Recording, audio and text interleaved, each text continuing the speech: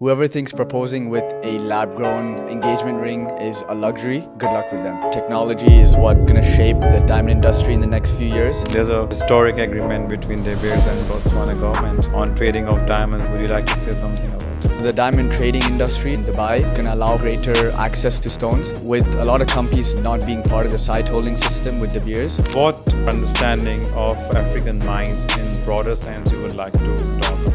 Africa has been a key supplier in the rough sourcing for decades now. It's going to play a more pivotal role in the next few years. The natural diamond market and how natural diamonds are grown is a miracle, and it still holds importance. What's your action plan and where you want to take Avalon? By 2040, I envision Avalon being a global leader in the diamond and rough trading market.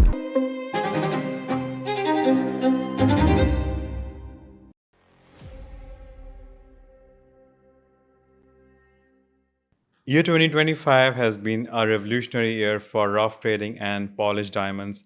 Several decisions came into the picture that will revolutionize how we see diamond industry, and I do hope it is for the good. This is the true essence of unlearning and adapting, which I love most about this whole diamond trade. In this episode of Jewellery Pod, we have the youngest guest with us, who is founder of Rough Diamond Trading. He has been actively involved in traveling and looking things at with his own perspective, despite having a family background into this. What I love about him as his zeal, he's very dynamic in his approach, and I believe he surely has a fresh perspective to share with us. Let's join our hands to welcome Rehaan Shah from Avalon DMCC on this podcast, and let's see what he has to share with us. Hi, Rehaan, how are you? Hi, Krishna. Thank you so much for having me. It's lovely to be on the podcast, and I can't wait to share my insights on my experience in the rough trade the past few years that I've had. That would be really great. If I'm not wrong, you're 20 years old. You're still about to finish your studies. What understand of diamond market do you have so far? I've just started my industry experience in the rough trade. I started last year and I'm still finishing my university studies. Hopefully I'll be done in April. I'm studying BA Business Management in London. And I'm honestly, growing up, I've always been around a family that's been heavily invested in the rough trade. Growing up and sitting on the dinner table with my parents has always been fascinating. They keep talking about how markets are evolving for generations now. I'm the third generation in the diamond business, and growing up, they've always talked about how sourcing from Africa is vital. It's a key player in the diamond industry. If I may ask, was there a certain typicality in the conversation that's going for the years? And while listening to this kind of conversation, did you ever felt why it can't be this way? And did you ever try to discuss that narrative with your family? So growing up, with Gen Z being my generation, I think technology has played a vital role in how I've grown up, constantly being on the phone and on the iPad. I think for me, technology is what I think is going to shape the diamond industry in the next few years and the next decade. I kept telling my parents about why tech has not been involved in the diamond trade, and especially in the rough side of things, in rough trading. But honestly, my dad and my grandfather having less knowledge in the diamond and tech related part made it hard for me to communicate with him in that sense. But me entering the market now, I think is allowing me to try and shape that with Avalon, putting tech and Avalon side by side. And how it works for you? So you travel here often to take care of tenders, you do attend them in person, you travel to mines? So the rough trade is such that it's divided into, I say, 3 different sales programs. So first would be tenders, auctions, long-term contracts, and then private sales. So we are involved in all of those aspects. We try and buy from tenders, auctions, and private sales. I keep traveling to Dubai from London every 1 or 2 months just to understand the market, because everyone's here, right? I keep traveling back to Dubai to be involved directly with the market. We attend tenders and auctions regularly. And from April onwards, that's going to be my new home, Dubai. Going back to conversation with your family, have you ever met a common ground? Yeah, so I think the common ground is, like De Beers say, diamonds are forever. And like everyone says, diamonds are forever. And that's, I think, what me and our family tie in well together. We're always going to believe in the natural diamond industry and that it's going to last forever. That's why I've joined this industry, because I know it's a long-lasting industry and it's always going to be there. It's been on for generations and years for now. So I think it's going to keep going on. And what would be, as you will be back in action, what would be the first thing that you would be taking care of? I think understanding our sourcing patterns and try and expand our sourcing to other countries in Africa. We currently work primarily in Botswana and Namibia, but Angola as a country now developing and being a very, very big source of rough diamonds.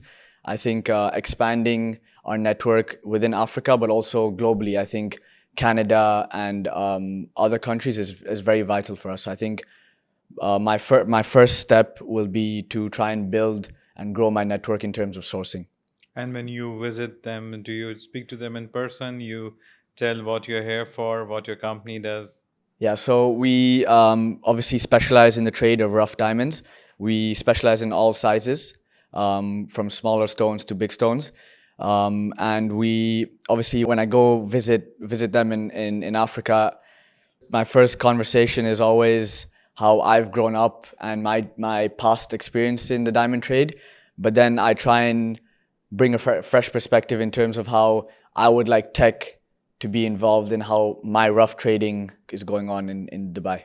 And how it works? Like, are you able to use that tech before reaching out to them, or you are able to gauge out more produce of the rough as they present it to you? So how we are connecting the dots? Within tech, I see there's three aspects to it. There's AI and there's sourcing and valuation.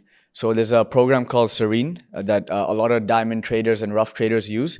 That's primarily used for valuation in terms of looking at how much yield can come out of a rough stone.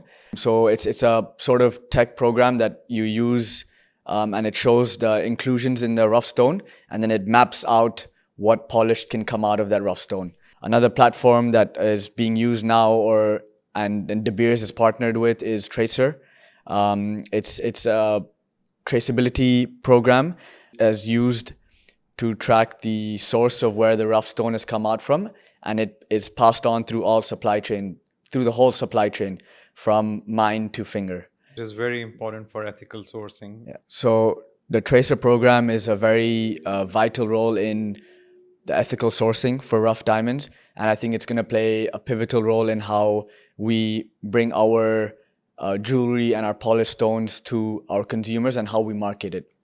You lately mentioned Botswana, and do you have any idea? There's a iconic, there's a historic agreement between De Beers and Botswana government on trading of diamonds. Do you have a view on it? Would you like to say something about it? So honestly, it's been recent news, and it's a big deal for us, and it's a big moment for the diamond industry. De Beers and the government of Botswana has come to a common ground and has finally signed the new contract and sales agreement, which will play a pivotal role in how the rough market is going to evolve in the next few years. It is in the best interest for miners and the government and locals in Botswana, as it's going to increase beneficiation for the country. How commercially viable it is for both of them?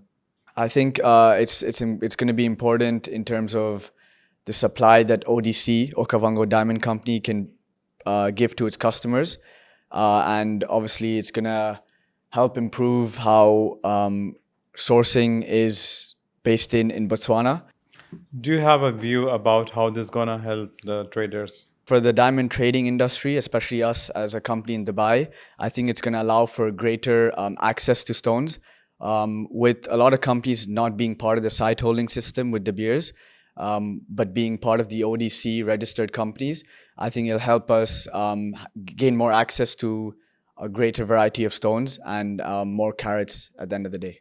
Rehaan, I think this agreement was ongoing, these negotiations were ongoing for quite some time, and finally it came into place after too much of efforts from both the sides, I would say.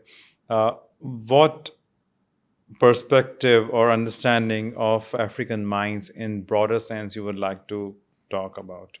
Africa has been a key supplier in the rough sourcing for decades now. I believe it's going to play a more pivotal role in the next few years just because of the expansion of its access to sources and mining.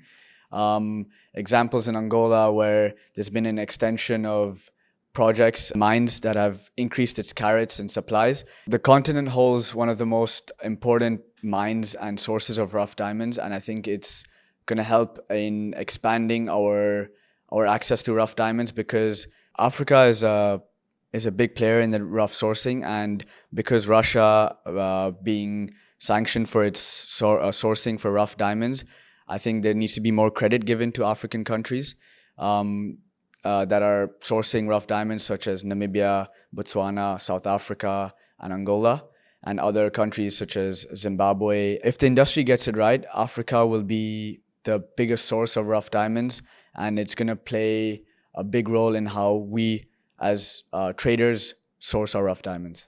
Let alone whatever is being published nowadays about natural diamond or whatever campaigns people are gearing up to bring in the power narrative of natural diamonds. What's your understanding of natural diamonds and its future is? So natural diamonds have been on for billions of years. You know, it's grown in the earth and it's gone through extreme conditions and pressure. But I believe that's not all. You know, it's rare, but there's a lot more to it. I think the personal connection to natural diamonds is what's going to foster growth in our industry. If you really think about it, you know, people propose with diamonds, inherit them, and pass them on through generations. So I think that is what's going to play a vital role in how we market our goods and how we promote our natural diamond market. Technology and enhancements in lab-grown diamonds in the recent years has obviously shaped or changed how we trade our rough diamonds. But I believe the natural diamond market and how natural diamonds are grown is a miracle. And it still holds importance, and it's an unbeatable market, and it's going to last for decades to come. That was good understanding. That's very classic approach towards natural diamond, Rehaan. Would you like to comment about lab-grown diamonds?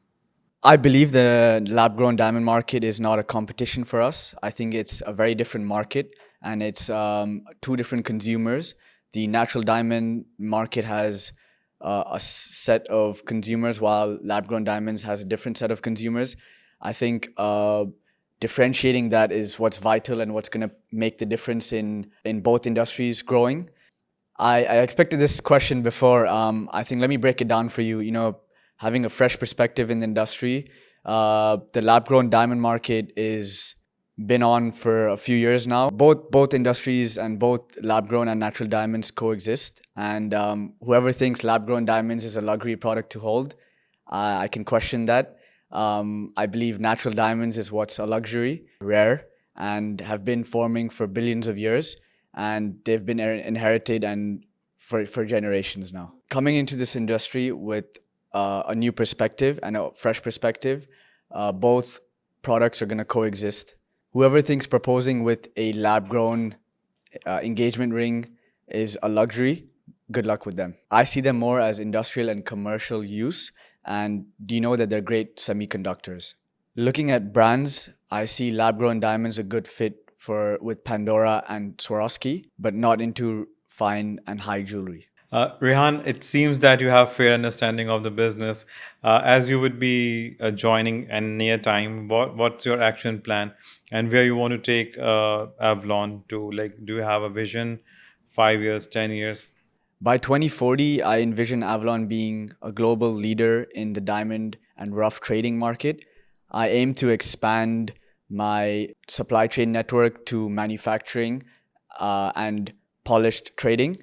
By 2040, I aim to ensure that my company is part of responsible practices and sustainable sourcing, primarily through technological enhancements and implementation of tech in my company. Do you have a blueprint of this journey?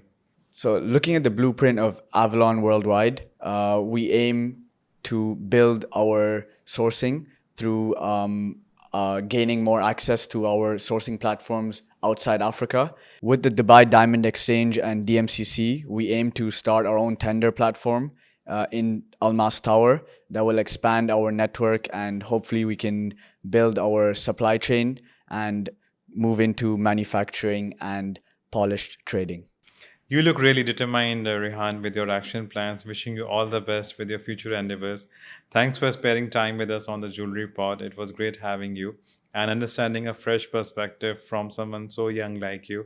Thank you again. Thank you so much, Krishna. It was a pleasure being on the podcast and sharing my insights on the natural diamond market, primarily the rough trading market that I'm in and my company is in. Likewise. Thank you. Thank you for staying with us for this podcast. I do hope you have understood a fresh perspective of young minds and how they're determined to change the face of the industry. I would love to hear from you, your insights, and what's your feedback of this podcast.